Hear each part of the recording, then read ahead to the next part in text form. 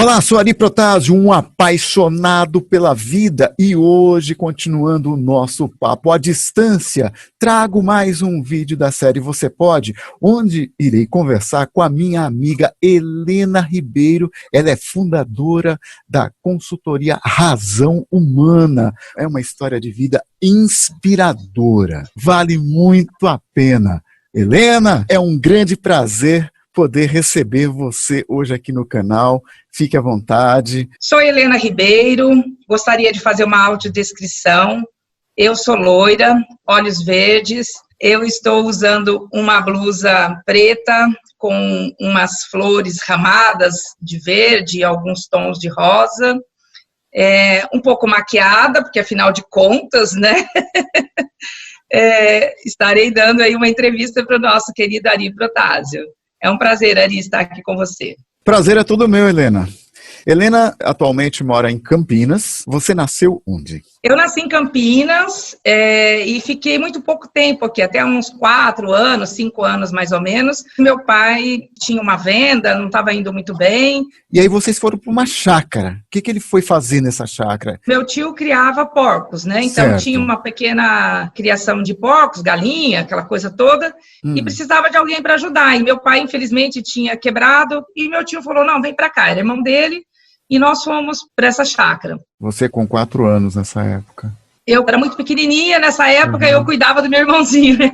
Era alguém que tinha que ficar cuidando do Claudinei o tempo todo, né? E foi um momento, Ari, muito difícil. Meu pai saía, a gente tinha uma dificuldade imensa, muita gente para alimentar. Meu pai saía, tinha como função dele cuidado dos porcos, e ele buscava muita lavagem nos restaurantes. Então, aqueles latões em cima da charrete, ele saía para buscar e trazia as lavagens para os porcos. Certo. E como ele ia em vários restaurantes grandes, assim, foi pegando amizade com as cozinheiras, com o pessoal da churrascaria, tudo, não sei o quê. E aí, com o tempo, as pessoas foram separando para ele, numa lata separada, as sobras, né, dos pratos, e ele trazia essa sobra separada. Então, foi um momento muito difícil para nós, porque ele chegava lá com aquela sobra, minha mãe lavava com o maior cuidado e refogava aquelas proteínas para alimentar os filhos. Era muito difícil um pai de família passar por isso e ficar sempre buscando o que eu posso fazer, né? Como é que eu posso sair disso? Aí que surgiu a oportunidade do sítio, dele arrendar um sítio lá, de repente ter maior espaço para as crianças, poder produzir e dar uma vida melhor para nós, né? Então, assim, eu tenho uma admiração imensa pelo meu pai, o tanto que ele foi guerreiro, sabe? De dizer assim, não vou desistir. Então, assim, acredite, você pode, ele era esse cara, sabe? Então, eu tive uma infância no sítio, uma boa parte. Aí, infelizmente, meu pai teve um problema de uma chuva muito séria, choveu muito granizo e acabou com toda a lavoura, e nós não conseguimos se manter nesse sítio. O dono do sítio não teve compaixão, não. Despejou meu pai com todos os filhos, e aí a gente se viu ali num caminhão, né? Com a mudança e sem muito lugar para ir. Aí, na época, nós conseguimos ficar acomodados num canto lá, e meu pai colocou todo mundo para ajudar a construir 2 cômodos de barro mesmo, né? Então, nós, crianças, eu lembro que a gente brincava no barro, né? Para amassar o barro. Isso em quê? Em uma outra propriedade? Numa outra propriedade de uma pessoa que cedeu, olha, até onde vocês, né, consigam, eu não lembro direito da história, porque era muito pequeno. E meu avô, vendo essa situação, disse para meu pai, eu não posso deixar meu filho numa situação dessa. Meu avô falou, olha, vamos para a tuia do meu quintal, porque eu acho que a tuia é melhor do que você continuar aqui e você vai trabalhar comigo. E aí levou meu pai para a tuia, que ele guardava mantimento, café, essas coisas que pequenos agricultores colhem ao longo do ano. Nós fomos para a tuia do meu avô, que era também um cômodo. Dividimos lá os espaços entre a casa da minha avó com a tuia, e com o tempo meu pai foi conseguindo um dinheirinho, tal, todo mundo trabalhando, ele construiu um avanço da tuia, que seria um cômodo a mais para que a gente pudesse ficar mais confortável. A tuia seria o quê? Tuia, no sítio, é chamado assim, uma casinha que o dono do sítio faz, né? Para guardar enxada, guardar todo o material da roça. Tipo um depósito. E guardar sacas de café. Isso, é como se fosse um depósito, exatamente isso. Nós ficamos lá por uns 5, 6 anos. Eu comecei a estudar lá, e a escola era muito longe, então eu tinha que andar 5 quilômetros a pé para ir na escola e mais 5 para voltar. Então era muito difícil você estudar. Mas eu ficava pensando, olhava assim aquela situação, né? O único jeito que a gente pode progredir na vida é o conhecimento. Como é que eu vou obter esse conhecimento aqui? E minha mãe brigava muito com a gente, tem que ir na escola, e dava a maior força para que a gente caminhasse todo esse percurso para poder estudar. Então, eu ia para a escola, voltando da escola à tarde, eu ajudava meu pai na roça. Nós chegávamos, todo mundo almoçava, pegava a enxada e ia para a roça. Foi um período de muito aprendizado. Você com quantos anos nessa época, Helena? Tinha uns 9 anos, eu já trabalhava na boleia do caminhão, eu digo assim, que no período de férias, a gente podia arrancar batata, arrancar cebola para os maiores produtores, né? Certo. Então, as crianças nessa época ajudavam muito. E eu tinha uma tia muito querida, tia Lazinha, nossa, e ela falava assim, vamos comigo lá, vamos, né? E botava a gente no caminhão e ela levava a gente para ajudar na colheita. E uma coisa interessante, Ari, nessa época, é que isso hoje, né, olhando lá atrás da minha história, tudo isso me ajudou com relação à meta, disciplina, porque eu tinha 10 anos e eu ganhava como um adulto. Quem trabalha na roça recebe por semana ou por dia, dependendo a necessidade do produtor, né? Se era um japonês, ele falava assim, não, você merece receber igual um adulto, porque você produz igual um adulto. Eu tenho 11 irmãos comigo, 12, eu sou a sexta. Os mais velhos já estavam em condições de arriscar um outro momento de trabalho sem ser na roça. Então, os mais velhos voltaram para Campinas e foram trabalhar em padaria, supermercado, outros lugares que poderiam ajudar financeiramente meus pais. Então, uma vez por mês, eles iam, levavam dinheiro que dava para ajudar, e meu pai ajudava meu avô na plantação e a gente dali tirava o sustento para a família. Eu admiro meu pai assim demais.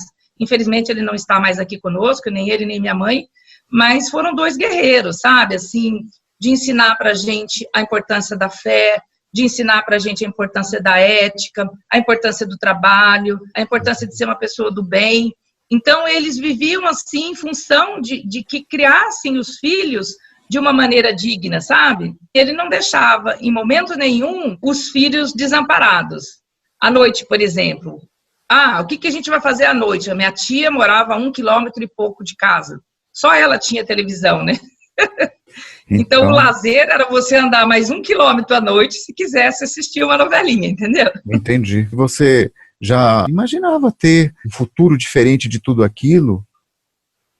Olha, Ari, é muito difícil quando você vive numa situação como a gente vivia, de dificuldades financeiras, né? Sim. E de recursos. De amor, não. Minha avó era muito carinhosa, meu avô. Então, assim, apesar de todos os perrengues financeiros, eu tive uma infância gostosa. Brincava muito com as minhas primas, meus primos, a gente fazia muita arte.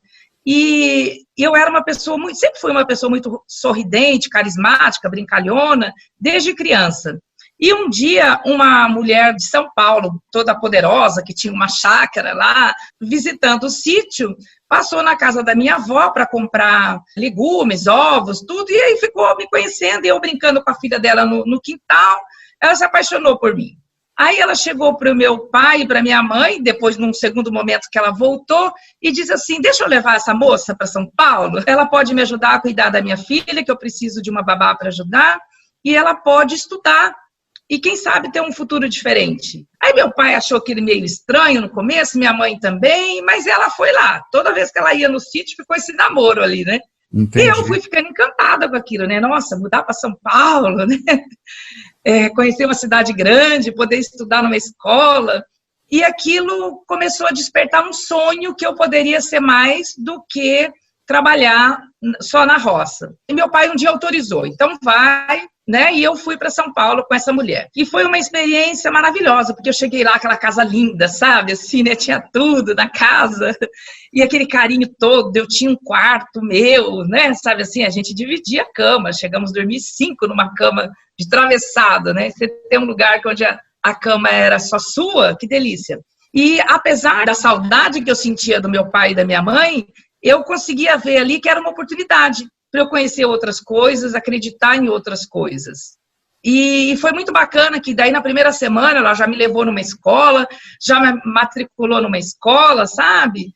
Assim, dava a impressão que eu estava tendo um anjo da guarda ali, uma mãe adotiva, sabe? Uma família muito, muito acolhedora e aconchegante, assim, naquele momento que eu estava vivendo.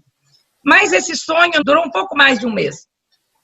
Porque ela combinou com meu pai, assim, eu vou estar indo para o sítio, de 2 em 2 meses, mais ou menos, a gente leva ela para vocês ver, né? Imagina, claro, essa criança. Claro. Uhum. Mas o meu pai não aguentou. Aí, você tinha uns 10, 11 anos? Mais? Não tinha 11 anos ainda, tinha 10 anos. 10 anos. E aí, nesse período, o meu pai não aguentou. Ele chorava todos os dias à noite. Ele chorava, e minha mãe falava, tenta, segura mais um pouco. Enfim, ele ficou muito mal, por assim, poxa, eu tenho que deixar um filho fora.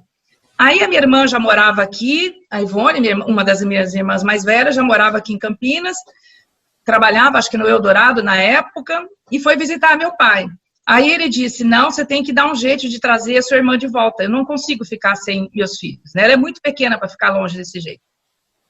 E aí minha irmã teve que ligar para a mulher e pedir para ela me devolver. Olha, traz ela, né?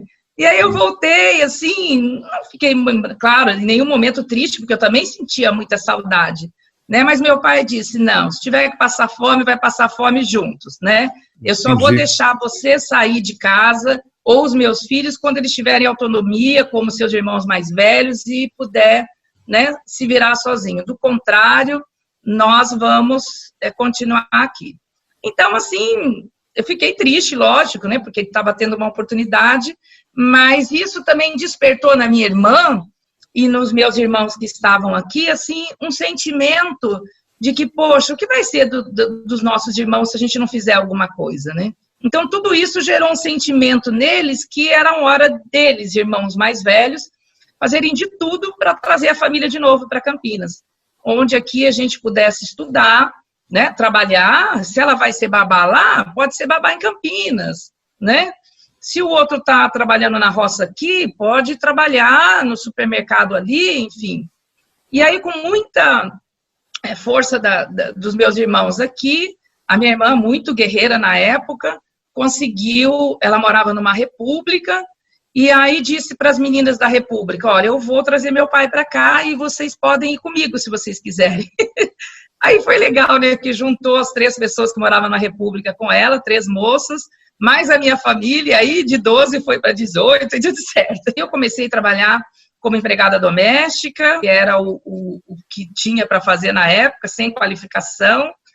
Entrei na escola, tinha bullying, porque eu era muito grandona, né? E ainda tá cravurelona, assim, dentro da sala. Da 4ª série, atrasada, sabe? Então, sofri um bullying danado nisso. Mas aí o teu pensamento, creio eu, que já era um outro, até pela experiência de ter vivido na casa de uma pessoa e ter voltado agora para uma cidade maior. Eu acho que todo esse meu pensamento de hoje, na época, ele se deu muito em função do próprio bullying e do preconceito que existia com empregada doméstica, babá e assim por diante. Eu não conhecia esse mundo. Quando eu fui para São Paulo, eu fui muito bem acolhida, eu dormia na casa da mulher, eu comia junto com a filha dela, era uma coisa muito gostosa, sabe? Ela me tratava como da família, tipo assim, uma pessoa muito importante que vai me ajudar a cuidar da minha filha, né? Enquanto eu trabalho, enquanto meu marido faz as outras coisas, eu ajudava na faxina da casa, nos afazeres da casa. Quando eu vim para Campinas e eu fui trabalhar de empregada doméstica, infelizmente eu trabalhei em 3 casas que era um preconceito muito grande. O copo do empregado era separado, o talher era separado, né? Você não comia a mesma comida, você não dormia no mesmo lugar. Eu cheguei a dormir em 2 empregos, era um quartinho lá no fundo, até ser separado não tem problema, mas era muito separado, sabe? Né? Então, assim, eu lembro até hoje que eu tive uma patroa que ela adorava uva Itália sem casca e sem semente. Então, eu ficava para o café da manhã tirando a casca da uva Itália, cortava ao meio, tirava aquela sementinha, porque na época não existia uva Thompson, né? Sem semente. É verdade. Que loucura. Porque ela não comia com a semente, entendeu? Entendi. E era assim, às vezes uma casa tinha 3, 4 pessoas, tinha cozinheira, tinha arrumadeira, tinha passadeira, né? Enfim, um tanto de gente, às vezes, para cuidar de uma casa, e um preconceito muito grande, de serviçal mesmo, sabe? Né? Tá ali a equipe do serviçal. Eu olhava para aquilo e falava assim, meu Deus do céu, né? Eu não quero isso para mim. Quantos anos você tinha quando você foi trabalhar como empregada doméstica, Helena? Não tinha 13 anos ainda, Ari. O trabalho da casa eu sabia fazer direitinho. E isso era, assim, bacana, porque eu não tinha medo de trabalhar, né? Para quem trabalha o dia inteiro na roça, debaixo do sol, né? Poxa. Trabalhar dentro de uma casa de família era o céu. Gostoso. Era o céu. Tirando essa parte do preconceito, entendeu? Entendi. Porque era muito forte isso, né? De você chegar na Páscoa, poxa, eu era criança, de ver um ovo de Páscoa imenso, maravilhoso, assim, né? E aquele ovo o tempo todo ali até chegar a Páscoa e depois acaba a Páscoa e você não ganha um pedacinho daquele ovo, doido. Fazendo uma analogia com hoje, as relações que a gente tem com a nossa diarista, com as pessoas que ajudam a casa, né? Eu tenho um carinho muito grande com elas, eu tenho uma preocupação muito grande, sempre com o maior respeito, sabe? Para em momento nenhum ela se sentir que ela não faz parte da família, sabe? E será que foi isso que te inspirou a colocar o nome da sua empresa Razão Humana?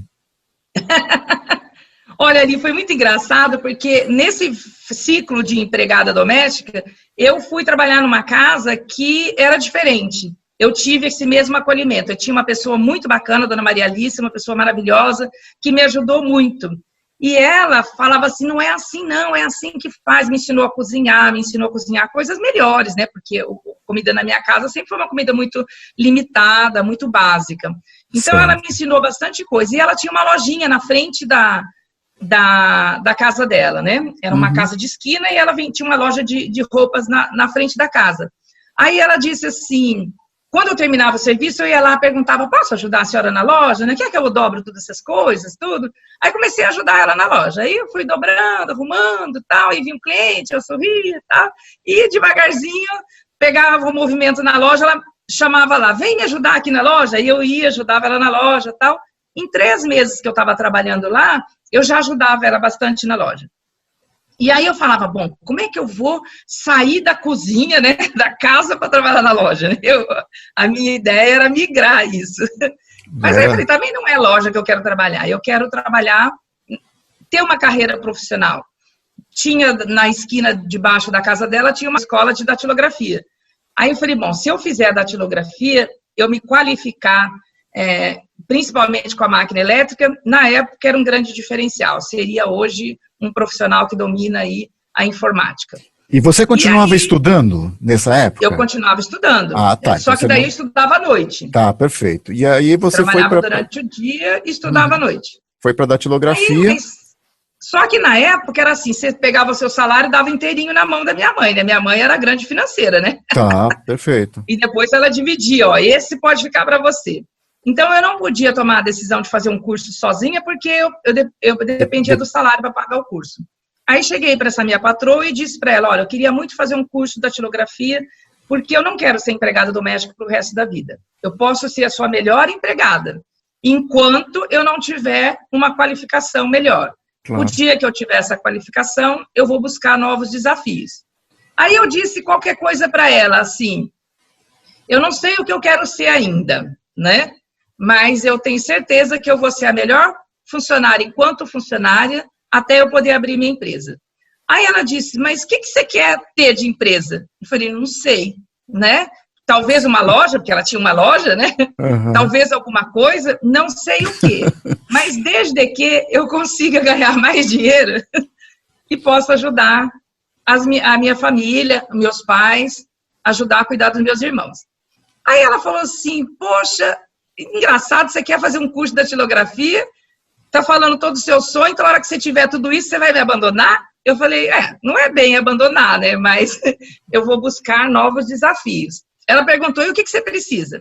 Eu falei que a senhora deixa eu trabalhar na loja de sábado, e com a comissão que eu vender de sábado, eu pago a escola de datilografia. Aí ela disse, poxa, de sábado tem bastante movimento aqui. Você não sabe vender direito ainda, mas eu te ensino. Então, topado o desafio. Por quê? Olha só como ela foi inteligente. Na época, para você se formar num curso de datilografia, era quase 2 anos, né? De máquina elétrica. Então, eu disse assim, 2 anos eu tô garantida. Segura, né? Olha, ela foi inteligente. Uma estratégia então, foi muito bacana, porque assim, eu aprendi a cozinhar de tudo. Hoje, muitas coisas eu aprendi com ela.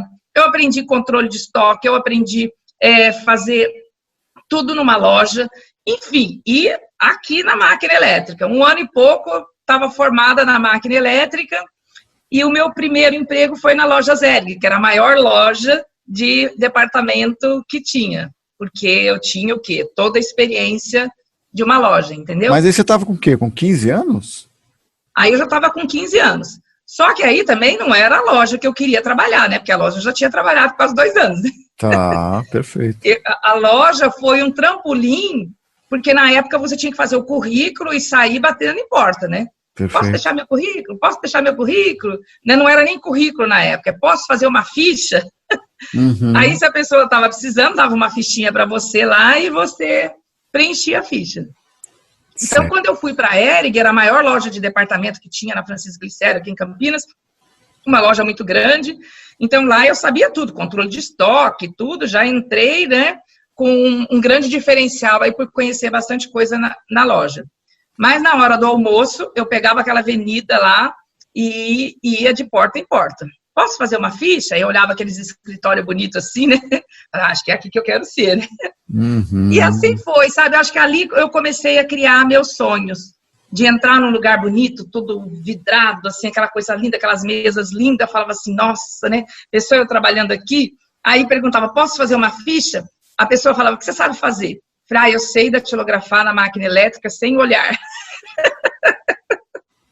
Maravilha. Aí era só isso que você precisava falar, vai nada. Eu era loira, bonita, né? Graças a Deus, na época. A beleza também ajudava, né? Uhum. Sorridente e sabia datilografia com máquina elétrica? Nossa! Era tudo. Era tudo. A pessoa dava ficha e falava assim, faz um teste. E eu, assim, metida, né? Escrevia sem olhar, né? Aquela coisa toda, né? Aí dizia para a pessoa, o meu português não é bom, então você dita, ou onde tiver ponto e vírgula, você coloca. Porque eu só sei copiar por enquanto, né? Uhum. E foi muito bacana, porque com essa minha qualificação da máquina elétrica, eu acho que eu trabalhei em uns 8 lugares diferentes em menos de 4 anos, entendeu? Eu entrava, via um novo desafio, começava ali, depois fazia uma outra ficha, alguém me indicava, eu ia para um outro lugar. Então, cheguei a trabalhar em empresas de bolsa de valores, cheguei a trabalhar em escola de inglês, corretora de imóveis que vendia aqueles prédios luxuosos. Sempre querendo aprimorar a sua condição de vida. Você disse que trabalhou em vários lugares. Creio eu que com 20 anos você já tinha uma experiência aí já bem vasta. Acho que eu fui sempre meio moleca, sabe, assim, né? Eu era muito...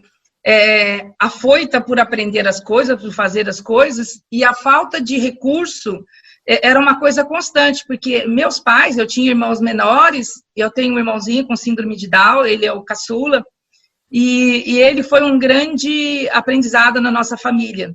Quando ele nasceu, com todas as dificuldades, até ele completar 8, 9 anos, ele dependia de uma pessoa direta para olhar, vigiar ele o dia todo, tudo que ele pegava na mão ele jogava, ele quebrava tudo, sabe? Ele tinha um comportamento muito agressivo, assim, às vezes. Então, foi um aprendizado para a família, para minha mãe, para o meu pai, para nós. Então, a gente revezava. Isso, a gente já morava no sítio, né? Quem vai olhar o Claudinei hoje? Então, era assim, cada dia uma olhava. Aí, a sua tarefa era ficar assim o tempo todo nele, vigiando. Aí, meu pai com muita oração, minha mãe também com muita oração. Graças a Deus, um dia, meu pai pediu tanto, que um dia, do nada, ele melhorou, entendeu? Né? Assim, tirou esse comportamento dele, começou a andar, ele gatinhava muito, começou a andar, começou a se desenvolver, e hoje ele é nosso grande mentor na família, né? Uma pessoa, assim, maravilhosa. Então, assim, tudo a gente tinha que dar satisfação para minha mãe e para o meu pai, muito mais para minha mãe, porque ela gerenciava mesmo a casa num contexto geral. Aí o salário, assim, se eu ganhasse 1.000 a mais, era 1.000 a mais que iria ajudar nas despesas da casa. Então era muito regulado. Aí eu falava, bom, como é que eu vou ter minhas coisas, né? Então eu tenho que fazer sempre o paralelo. Aí de sábado e domingo eu vendia Jafra, era um produto novo que chegou no Brasil. Eu me cadastrei através de uma outra consultora e eu vendia Jafra. Pegava a minha sacolinha e dar e vender produtos no final de semana. Aí fiz um acordo com a minha mãe, olha, tudo que eu conseguir vendendo Jafra vai ser meu. porque eu não posso trazer isso para casa para poder ter minhas coisas. E aí foi muito bacana, porque com essa venda da Jafra, eu fui conseguindo guardar meu dinheirinho e tal, e quando eu fiz 18 anos, falei, nossa, vou tirar minha carta. E aí já sabia dirigir, na época, a gente já dirigia antes de ter carta, né? Tirei a minha carta e isso me ajudou bastante profissionalmente também. Então, essas oportunidades que eu fui tendo foi muito bacana, porque todos os lugares que eu trabalhei foram lugares de grandes aprendizado. Tinha um amigo meu que trabalhava no Bradesco que dizia assim, olha, o dia que você fizer 18 anos, eu te indico para o Bradesco. E quando eu fiz 18 anos, eu fui para o Bradesco, que foi uma outra escola também. E você ficou quanto tempo no Bradesco? No Bradesco eu fiquei 7 anos no Bradesco e depois mais 3 anos na Fundação Bradesco. Aí quando eu fui ajustar um negócio lá no RH, a menina falou, você não preencheu toda a ficha, faltou um pedaço aqui e tal, não sei o quê. E aí quando eu fui preencher uma outra ficha lá, tinha as qualificações, entendeu? Entendi. E aí foi a máquina elétrica de novo. Ela, como? Você sabe máquina elétrica?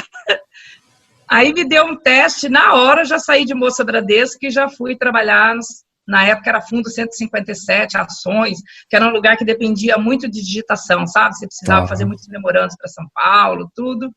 E dentro do banco, a máquina elétrica também foi um grande diferencial. Eu passei por vários departamentos, né?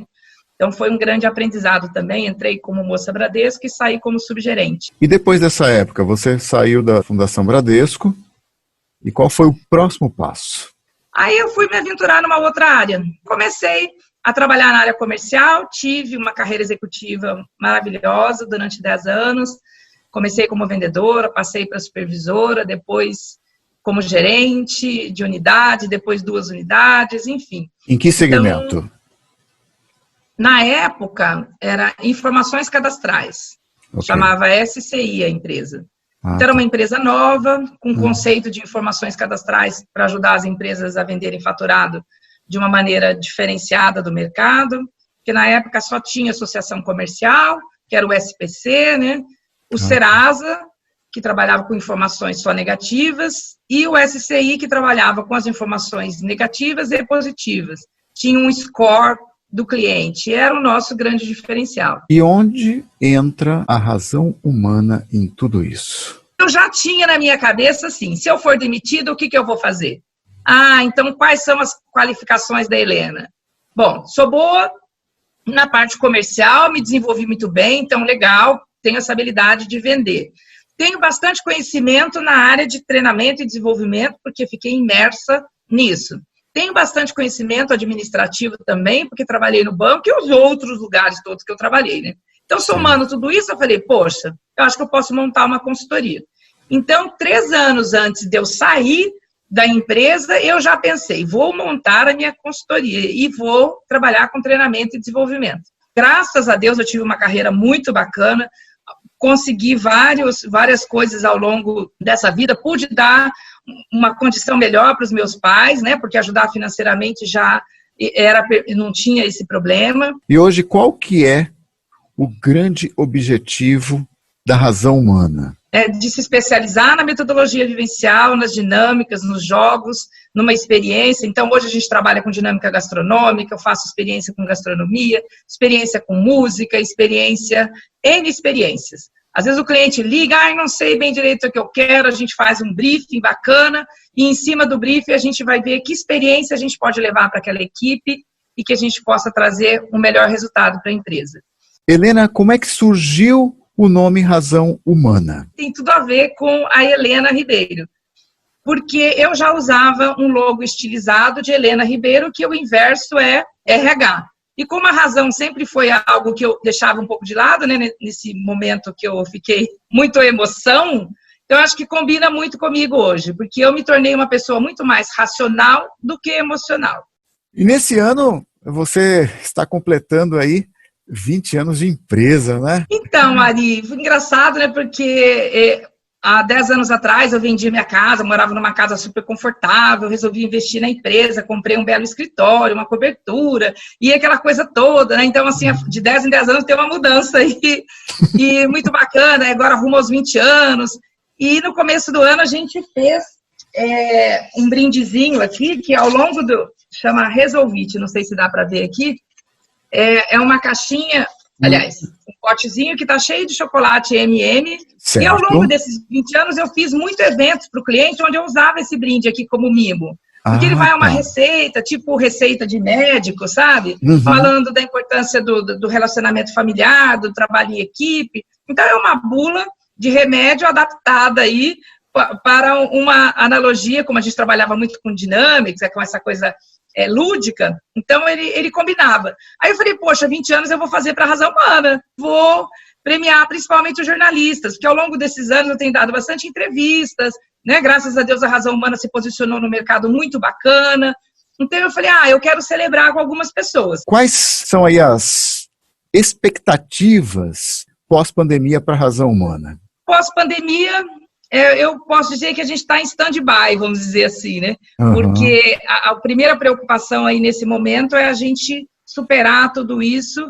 e verificar o que é possível. Com certeza, os treinamentos vão mudar muitos formatos, já estou gravando online, já estou fazendo trabalhos online. Perfeito. Vai vir uma nova modalidade, a gente vai ter que adaptar aí o online com o presencial, enfim. Então, eu acho que são novos desafios, mas com certeza, a gente tem uma equipe muito bacana, tem vários consultores, palestrantes, né? A Ari faz parte do nosso grupo de palestrantes aí, muito honrada de tê-lo como parceiro e de poder compartilhar com você toda essa experiência nossa, tudo, que juntos nós vamos achar aí um novo rumo para a Razão Humana para os próximos 10 anos, né? Porque fez 20 agora, então rumo aos 30.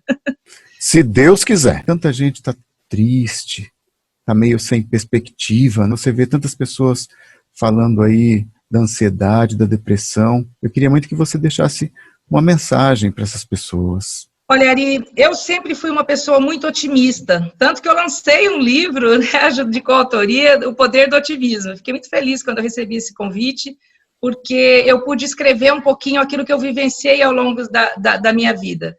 Então, assim, não tive uma vida mar de rosas, mas eu fiz da minha vida uma vida boa, porque assim, eu não ficava chorando para as coisas que poderiam ter acontecido diferente e não aconteceram. Eu olhava para aquilo e falava assim, bom, isso me serve de experiência, de trampolim, bora! E o que eu posso fazer melhor hoje? Onde que eu posso buscar essa energia? Essa energia está dentro da gente. Às vezes a gente depende muito do outro, quando o outro fizer, quando o outro não vai fazer. Ele pode ser a melhor pessoa do mundo, mas a vida é sua. Quem deve pilotar é você. E quando a gente toma isso para a gente, que a responsabilidade é sua e que o piloto é seu, e que a gente pode buscar essa energia, a gente se conecta com Deus. Eu tenho uma gratidão imensa por tudo que eu vivi e por tudo que eu vivo, né? Gratidão imensa pelos meus pais, por tudo que eles me ensinaram.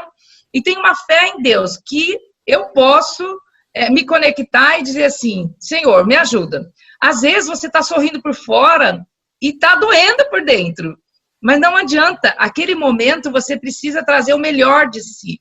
Quando você olha para o espelho e sorri para você, você fala, eu sou capaz.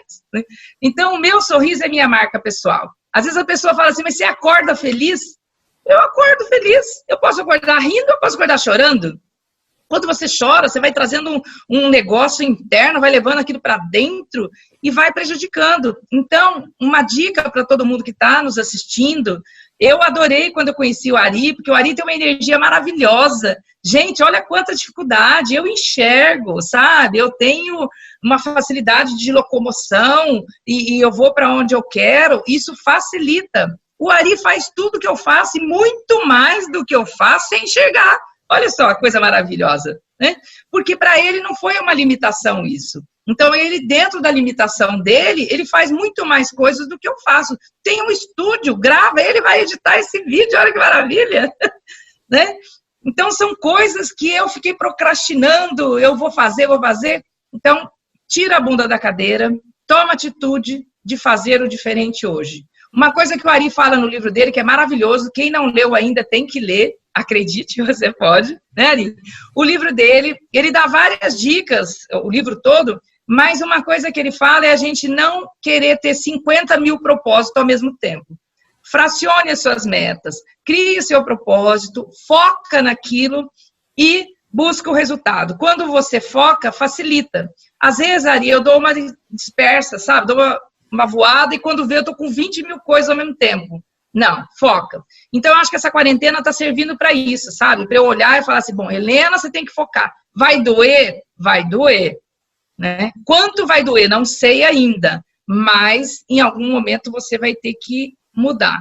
Então, acho que a vida é feita de ciclo e a gente está vivendo um momento muito oportuno para a gente dar uma virada na página. Né? E, de preferência, trabalhar o nosso interior para a gente não ficar doente da cuca.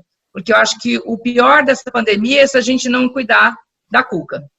O resto a gente não vai ter controle mesmo, né? Então, olha, gratidão, Ari, adorei estar aqui com você, uma entrevista maravilhosa, assim, uma pessoa maravilhosa, e assim, estou muito grata em poder compartilhar um pouquinho da minha história aqui com vocês. Helena, muito obrigado por sua presença, e você com a sua história veio nos mostrar que não precisa nascer em berço de ouro para conquistar o sucesso. Deixe aí o seu like, compartilhe com seus amigos caso não esteja inscrito aqui no canal, se inscreva. Acredite, você pode. Que tal ser feliz? Adquira meu livro, Acredite, Você Pode. Vendas, livro impresso e audiolivro, WhatsApp 11 9 8478 5565. Livro impresso, Livrarias Curitiba, Shopping Metrô Tucuruvi, São Paulo e Vale Sul Shopping, São José dos Campos, São Paulo. Espaço Cultural Alberico Rodrigues, Praça Benedito Calixto, 159, São Paulo. E-book na Amazon, www.amazon.com.br.